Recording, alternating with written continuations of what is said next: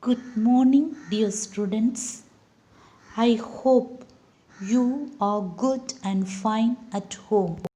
Today we are going to see third term, Unit 1. It is a very interesting lesson. You can learn the value of water. Every living beings need water. We cannot live without water. Not only we human beings, but also the trees, the animals, the birds. Everyone need water. And we get water from different resources. It can be ocean, pond, river, streams, etc. But we need to take care of the water. Now let us see something about the seasons and then we can see the lesson. During which season see a peacock dance? Can you tell me, children? In which season peacock dance? You can see here in this image the peacock is dancing. So it is in a rainy season the peacock dance. When the rain comes down, the peacock starts dancing. It enjoys in the rain. So peacock dance in a rainy season. So children, in which season can you see trees without leaves? Sometimes we can see the trees without any leaves. The dry leaves will be on the ground.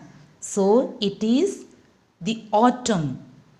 In autumn season, we can see the leaves, the flowers, everything will be on the ground. The trees will be without any leaves. So in autumn season, the leaves falls on the ground. It dries and comes down to the ground. Now let us see the season in which you wear sweaters and you go to a cold place to enjoy. That is the winter season. You wear sweater, you wear shawl and to protect yourself. Yes, that is the winter season. You can see in this picture how the people are taking care of themselves. They are warming up. They are around the fire, sitting around the fire to warm up because it is a winter season. They feel very cold. So they are taking care of themselves. And dear children, here we are going to see a season. In this season, you like to eat ice cream and you like to drink a plenty of water. Yes, that is the summer season. In summer season, you like to drink water, you like to eat ice cream and you like to drink cool drinks. Yes, dear children, now let us see about the pros who owns the water. Dear children, in this particular lesson, we are going to see the value of water and how we should use it.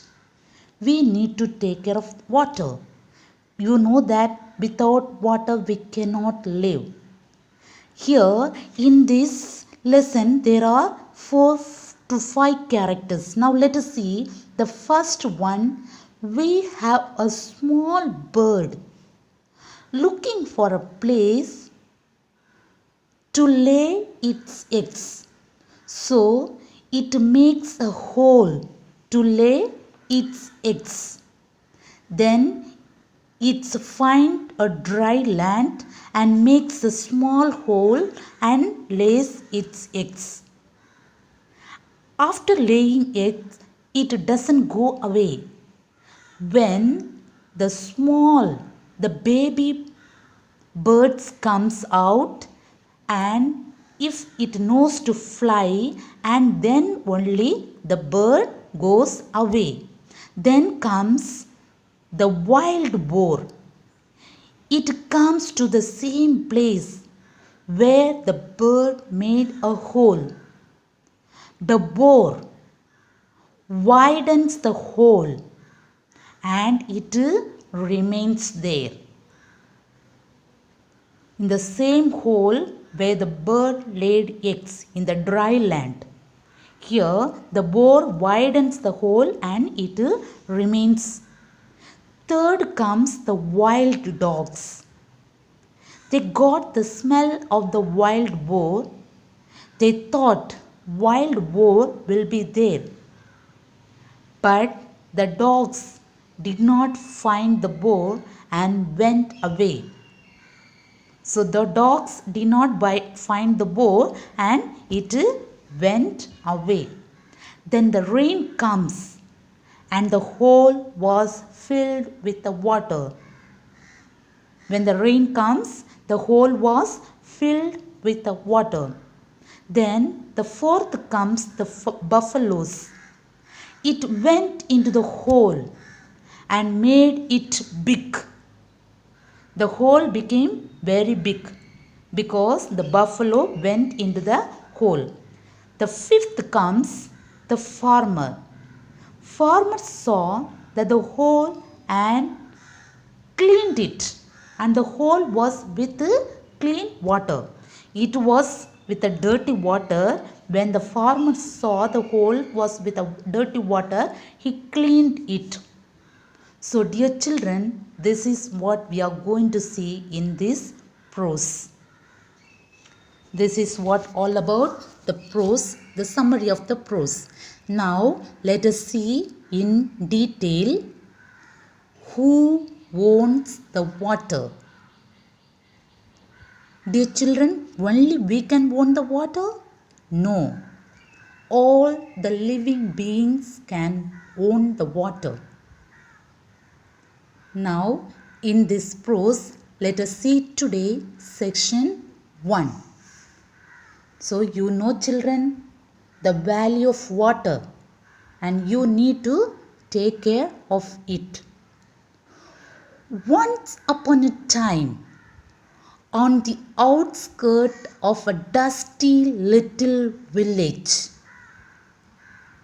See children, once upon a time, on the outskirts of a dusty little village.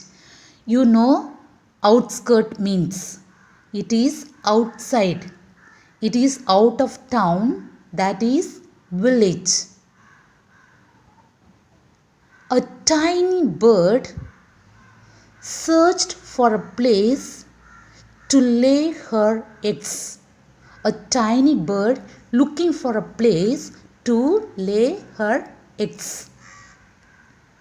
You know that the birds lays eggs in a nest.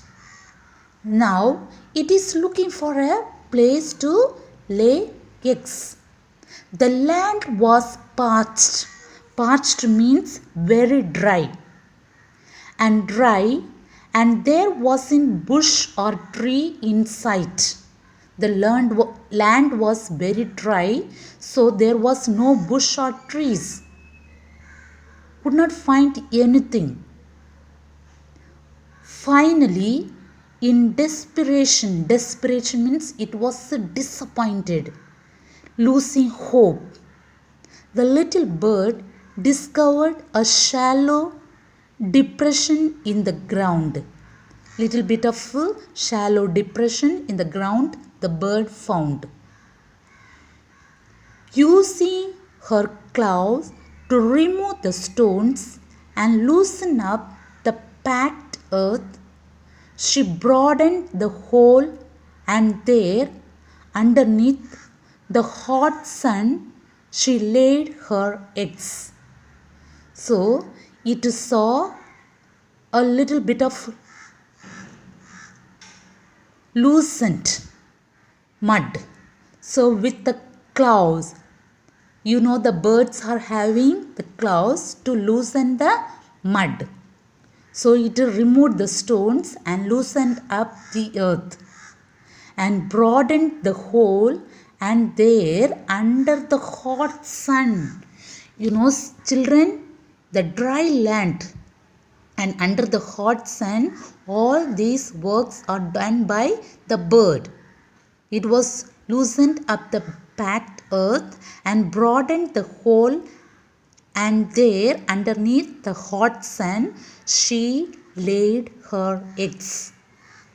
So the bird laid her eggs.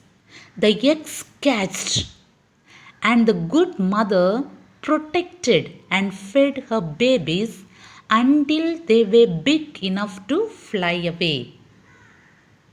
After the bird hatched, the good mother protected her babies, fed until it was big enough to fly away.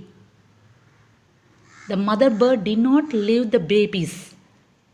Until it was able to fly away, the mother bird also remained with the babies. And here a story would have ended. Except this isn't a tale of the little bird, but much more interesting one of the hole she used as a temporary nest. You know children, birds lays eggs in a nest, and the catching, everything will take place in the nest. But they did not find a place but found a dry land and made a hole, and it laid eggs and hatched, and the baby flew away. So it was a temporary nest. It was only for a time being. A hole, you may ask. You may ask, a hole. What could be interesting about a hole in the ground? Well, this hole grew to be quite important, as you will discover. You will know further how the hole was important or not. Yes, dear children, the hole was very important. The bird made a small hole, but many other animals also using it. For some time the hole remained dusty and untenanted. Untenanted means not occupied. Until one day a passing wild boar settled his rump. Rump means back part of a mammal's body, or the part of the body you use to sit. Wild boar settled his rump into the depression, into the ground, the hole. It went and settled. The pit was not comfortable enough and getting up. The pit was very small, no? For the wild boar it was not enough. He scraped and dug. So this also little bit of work it did to make the hole big. Carving a pit of more hospitable proportions. It won't remain inside the hole. So made the small hole into big, and it went and remained inside. Packing into this hollow, he turned around a few times, and with a satisfied grunt settled down to a long snooze. It went and settled in that hole. A very long snooze it was too. The boar turned and scrabbled. Scrabbled means moved hands and feet around. In his sleep. While he was in sleep, it was moving his legs and hands. Loosening the earth around his hosey. Hosey means comfortable dug out until the fading sun and the rumble. Rumble means a low sound like thunder in his stomach told him it was time to get up. With a mighty stretch and a final kick, the hungry boar departed his daybed without a backward glance. Without looking backward, it was moving away from that hole. And is that it? You will inquire. You may ask, the story is ended, but I would say it is not over, children. The story continues. To which I will reply, no, it isn't, dear one. Not by a long shot. Our story has just begun. The story is not ended, children. Okay, now the section 1 is over. Now let us see the correct answer for this. True or false? A tiny bird looked for a place to lay her eggs. Yes, true. The land was wet and green. No, false. It was a dry land. The little bird found a shallow hollow in the ground. Yes, true. The eggs hatched and the babies flew away. True. The pit was comfortable for a wild bear to sleep in. No, it was very small bear to sleep. The wild boar got up from its daybed because it was disturbed by another boar. No, false. It was not disturbed, but it was feeling hungry, so it got up and went away. So this is what about the section 1. So dear children, read the section 1 5 times and you understand the story.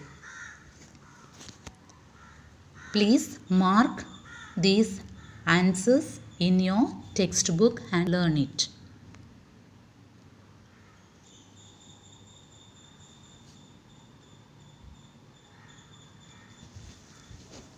Thank you, dear children.